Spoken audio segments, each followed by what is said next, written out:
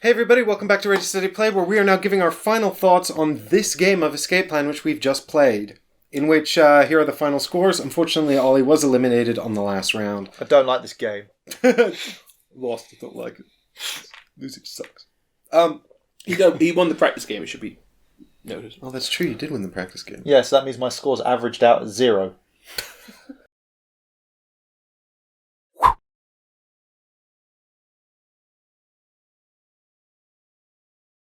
This is my third playthrough of this game. I did win the first game, but we played a lot wrong. So we've all won now. And then Ollie won game 2, and Chris won game 3. And I gotta say, when I first played this, we were playing 2-player, which has the AI for 2-player in it. I wasn't super impressed with that, and I did not like it. I thought this is an awful lot of work for a game that is very, very quick to play, and I felt like the amount of work you put into learning it, you really need a good return on investment. You know, you need to play with people that are going to play it a whole bunch of times. And while I kind of stick with that assessment, I think that, if you're going to... Because there is quite a lot going on for a game that's relatively short. I've kind of come around to the fact that I actually think I really quite like how meaty and quick it is. I think that there is a lot going on here. There's a lot to think about.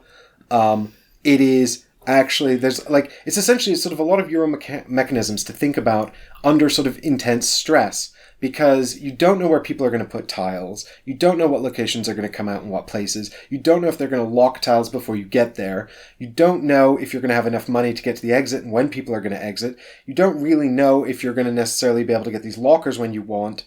And you don't know if someone's going to take that biker gang you desperately need. So there's an awful lot of moments... Yeah, there's an awful lot of moments where you sort of sit and think, shit, this plan I had has kind of fallen apart, and I'm going to have to really rethink my strategy. And it's all kind of made a lot more stressful by the money. Because one of the things that's consistently happened in all the games I've played, I don't seem to ever have enough income. And that's because I keep making this mistake, where I don't get income early in the game. But I think simultaneously, I wonder if you guys found it sort of as stressful as I did, given that you both had a lot more money. Oh yeah, I at one point went all of a sudden, crap, where's it gone? And because I was so far down on this, my income was not covering what I needed it to cover. Mm-hmm. And it was odd that I generated income a lot. Because I had the convenience store, I was sitting on an exit, I had those two buildings that were my income buildings, and yet I just could not keep it. And it seemed a lot more difficult this time to hold on to what I needed. I was stupid with the calculation on there. I could have gotten out. I just still lost, though. You crossed the city, which we didn't do. Yeah, you know, Chris was basically all over here the whole. Yeah, my whole journey was this. Yeah, my journey started off basically doing that. Yeah, you made the longest trip. I do think you have to really think about. Not when you're putting out the tiles, not just about making it easiest for you, but also about what your opponents are going to do. Oh yeah, but you don't know what buildings your opponents are going to need, and I was kind of unlucky that all of my buildings were super spread out. So everyone's got 2 businesses, and each business is worth 150 divided up the same way, and 1 income. It just depends whether it's which buildings and which set it's divided into. Each group of 3 is shuffled on each card. But that's exactly, but that's it. But so you can sort of, based on what people have put out, in terms of their income, you can kind of guess where their end game scoring is. You just can't tell whether it's the more or less valuable. I have to admit, I really like the way this works together. Mm-hmm. Like, it's a lot to explain. Don't get me wrong. The explanation from when we did the practice game took a lot of concentration. So this is allegedly a 20-minute per player game, which means at 3 players, the rules explanation takes about as long as the actual game to play. Yeah, but it is fun. I couldn't believe when you taught this game. And then it turned out you actually have a default of 9 actions. Yeah. I was like, what? Why is there all this junk? You're not going to do any of it. But the thing is, like, this comes up, and it can be really important, or you can ignore it entirely. This comes up, and you go, well, I don't need any of the safes, because you don't have to get them to win, but you are letting go of a lot of endgame points. Yeah, because you're almost definitely going to go to safe houses. Yeah. Which means you're going to get a key for free. You're definitely going there. Definitely. Where? To those 2. That you're going to this area to get at least one of those buildings. You're going to it's possible. You could. I suppose you could do a strategy where you just don't work. You say no to safe houses because Well, that would mean you would not have to go to any shop, right? And I think a lot of it depends. No, I think the thing is, I think but there's you'll have to actually. get those. Mike says he didn't get any of those in his first game. I didn't. I didn't get any of those in the first game I played. So you could say no shops and no safe houses and focus on both building groups and.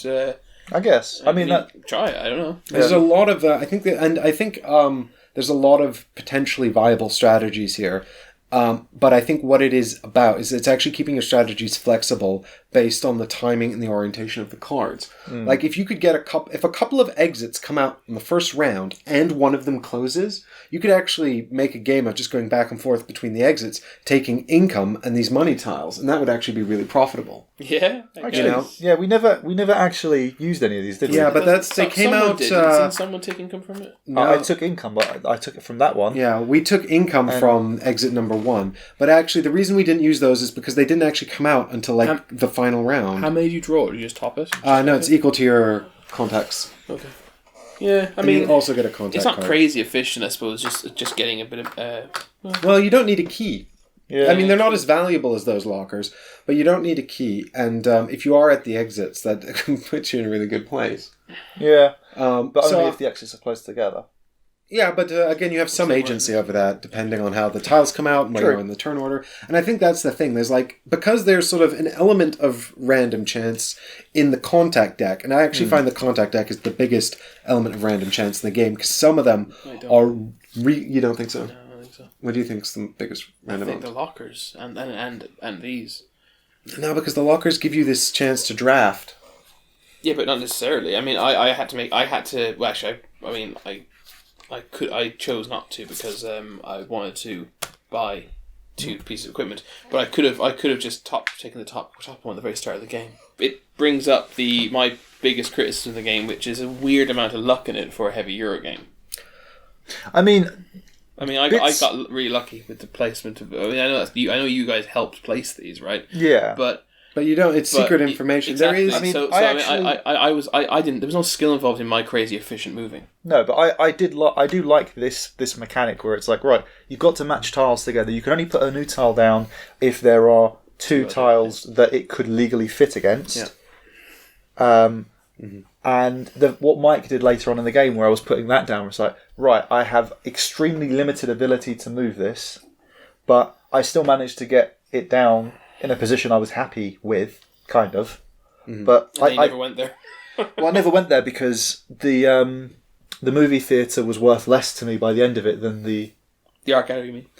the art gallery. It was worth slightly less to me. So I had the safe houses were better. Mm-hmm. I just think there's a strange amount of luck. I mean, a deck like that, I wouldn't really. Yeah, that's fine, I guess. I wouldn't have a problem with that. I don't know why. I don't know why I'm so inconsistent. I don't think that's not a problem to me. But I guess because it's such an array, and you can choose what you buy in that array. But I think that some of them are just... if you look at the cards that are left over, they're all the evade police cards. I took a few of them, though. Yeah, so did I. I actually took 2 of them. Yeah, me too. There's a lot of them. What I'm saying is that there's a lot of them, but then there's a very small number that are really good, like the fixer cards and the convenience store. I agree with that. And but I suppose it's cost maybe that should cost like $5,000. And I never really got access to those cards because you guys were able to get them before me because of because of poor decisions I made, but in one case, but. I didn't really. But my point is that I find that some of these, and maybe I just haven't grasped the strategic importance of these ones. But there seems to be a lot of ways to avoid cops. For example, the biker gangs, which have to be because of their versatility are also really good and useful. Biker gangs are crazy good. Whereas there's not that many ways to get the extra turn tokens. No, well, full sets, I guess, Yeah. and fixer and asset tile, and getting up to the top of the notoriety track, and that's about it. God, I didn't notice that. And so that's actually and this one asset tile, yeah. And so I actually only managed to get 1 during the whole course of the game. I got Now 2. the thing is, it doesn't actually maybe make that big of a difference because my score is not outrageously lower than say yours. So, question for you. What did you think of the way the first turn in notoriety was done? Because First turnover is because one of the things that happen is by going first, you get to put more tiles down. yeah. But That only happens in the only 3-player game. player, yeah. But then if you think about it, in the 5-player game, the person in last doesn't even get to place a tile at all. yeah, But in So- 4, everyone places 1, and it's just the order that matters. Yeah, but the last player doesn't get a choice. They have to take the last tile. That's yeah, it's true. Yeah, that's true. That mathematics balance that out for you. but what do you guys think? What do you guys think of that? Because I know you found it a bit annoying where the turn order changed after the point you wanted to be in first position for. Was that today I said that, or the last game we played? Yeah, it's like when we were going to pick the tiles out, and it's like, actually no, the tiles get placed down, and then that switches over. Because you get to go for it, you get to place tiles next turn. Yeah, So it's okay. It's fine. It's fine. I think placing tiles is often better than taking the first action. I mean, first action didn't matter too much for me because I was away from you guys for a lot of the game.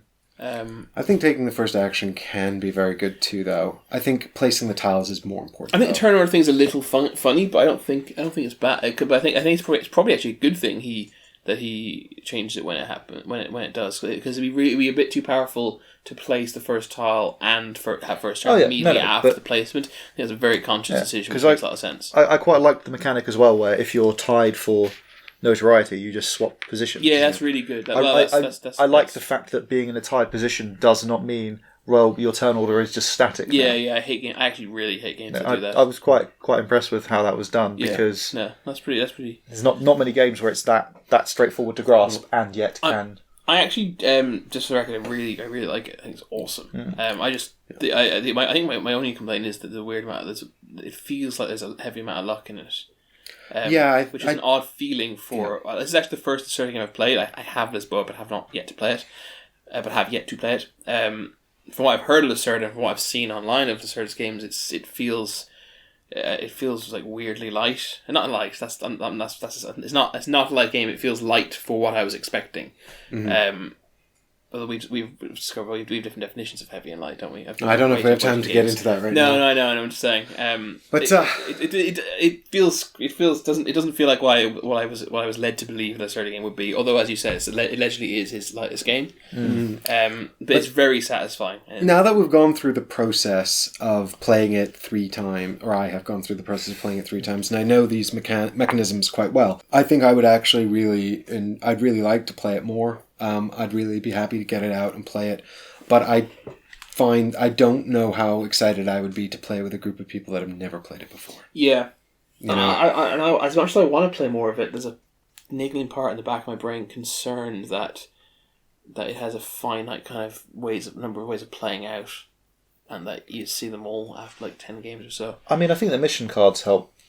I guess. I realised quite early on I wasn't going to get this done. It was like solid. To be honest, there are also a set of 8 asymmetrical player powers that you can play with. Oh, that'd be good. And each player can get a random one, or you can do it based on the color. You use them instead of the mission cards. It does say that you can play with both, but some of the combinations are totally imbalanced. I'm probably wrong. I just feel that I feel like I do the same thing every game. Well, you lost the last one and you won this one, so I can definitely disagree with that. Yeah, but I kind of did the same thing both times. But I don't know. I think that's the thing about what I was saying before about the tiles coming out, your escape plan card, and all of these random elements.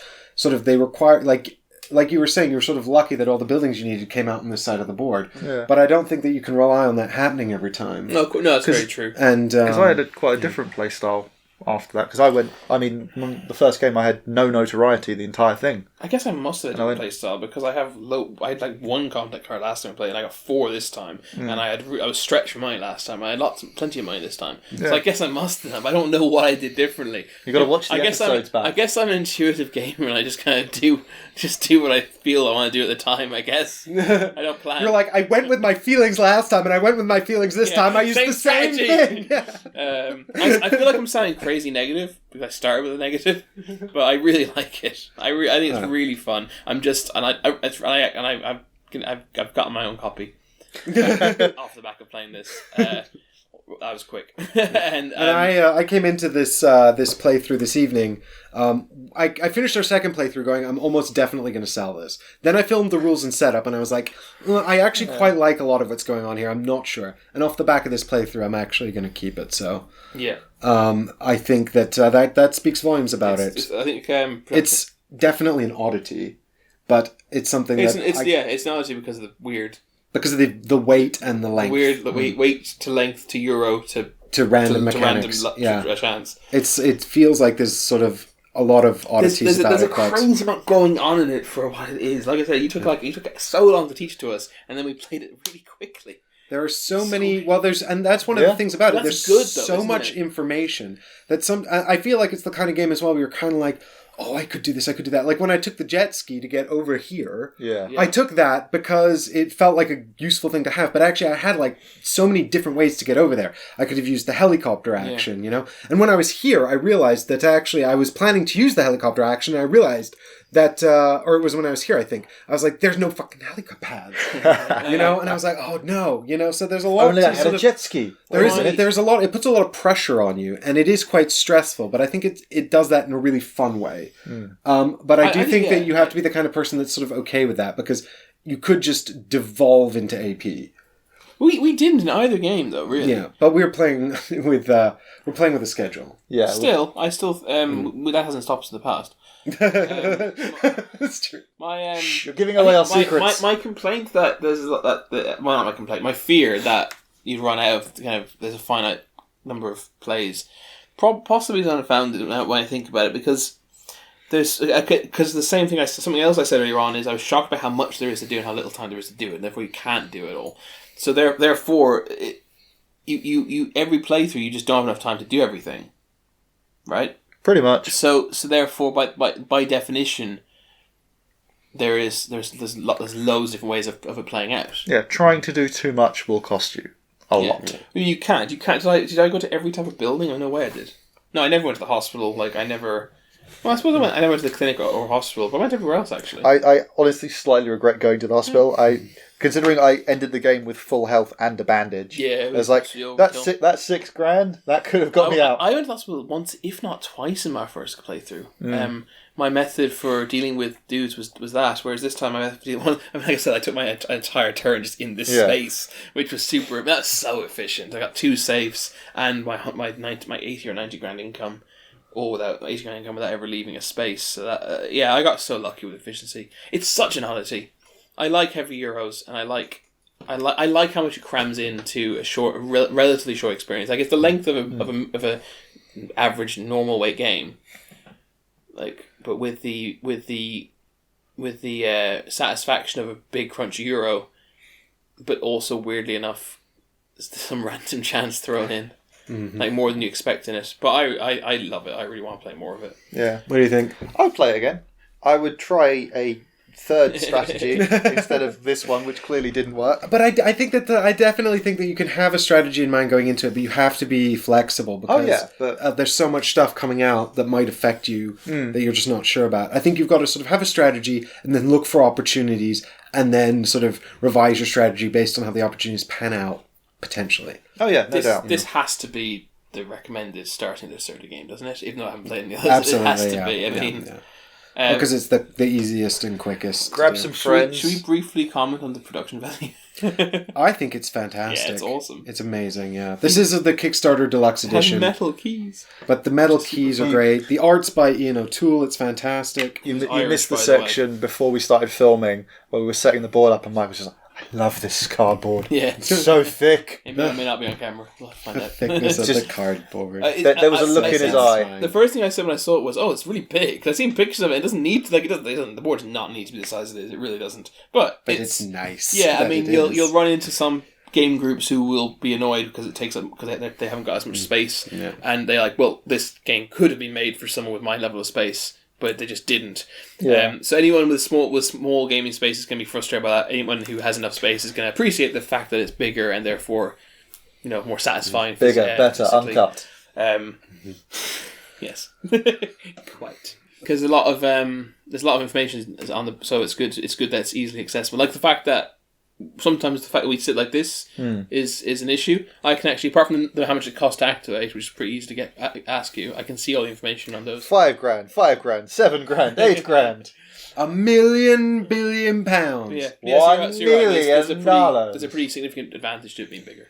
But I would definitely say, just caution you, that if you don't think you're going to get it to the table with your group a bunch of times, it's not a good return on investment because the teach is quite long. Yeah. And I don't think it's actually super enjoyable until you do it the second or third time. Second, third play. I enjoyed the first turn. Play. Yeah. You're wrong. Well then. But yeah, cool. Yeah. Brilliant. So there we go. So thanks for joining us. That's amazing timing. Thanks for joining us, guys. We'll see you tomorrow for a completely different adventure. Bye. It's the last camera that's surviving. Bye. Bye. God, I hope it's still on. Imagine it's not. It was.